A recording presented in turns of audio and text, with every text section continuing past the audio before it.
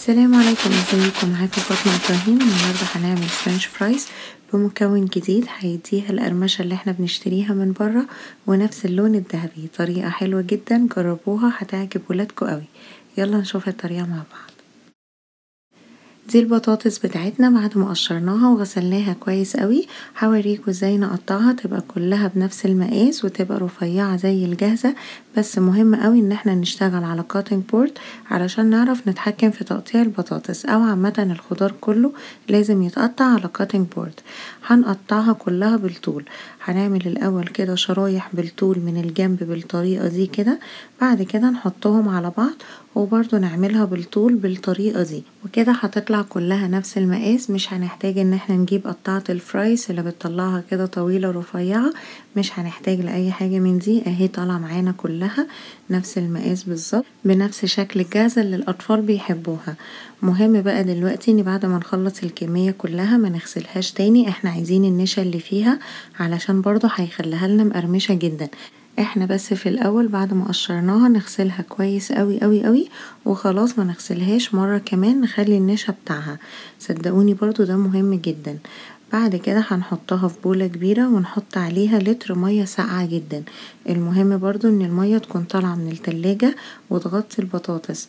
انا دايما بحط لها ازازة مية في الفريزر، اول ما تبدأ كده تفرز اطلعها واحط عليها البطاطس على طول. وهنحط معاها برضو شوية ملح. وهنا بقى ده السر بتاعي، هنحط نص كوباية سبرايت. الحتة دي بقى هي السر اللي انا بقولكوا عليه اللي هيخليها لنا زي الجاهزة. والسبرايت صدقوني مش ضر ولا اي حاجة، بالعكس لما حد بيبقى عنده مشاكل في معدته الدكتور دايما بينصحه يشرب سبرايت. صدقوني المكون ده بيخليها روعة، هتتفاجئوا بالنتيجة بتاعتها. هننقعها بقى كده في المية المتلجة مع الملح والسبرايت مش اقل من ساعة. وبعد ما يفوت الساعة هنبدأ ان احنا ننشفها كويس من المية اللي فيها. ممكن نحطها على مناديل مطبخ او نصفيها بالمصفى او فوطة نظيفة.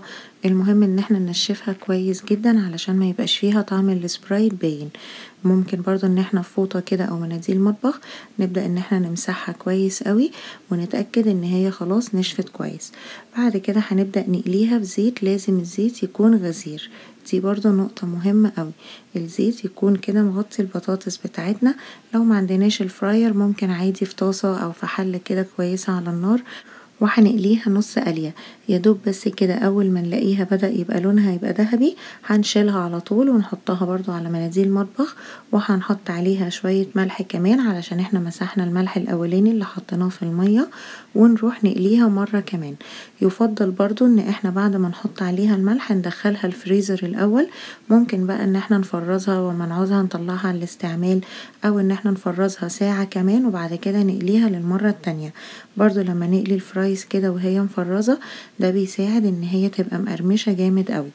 بس المكون الاساسي زي ما قلتلكوا السبرايت والمية المتلجة، ده بيفرق فيها جدا. هتبدأ بقى دلوقتي شايفين لونها بقى ذهبي والقرمشة بتاعتها مش قادرة اقولكوا عاملة ازاي. ولادي بقوا مدمنينها اساسا، على طول عاوزينها.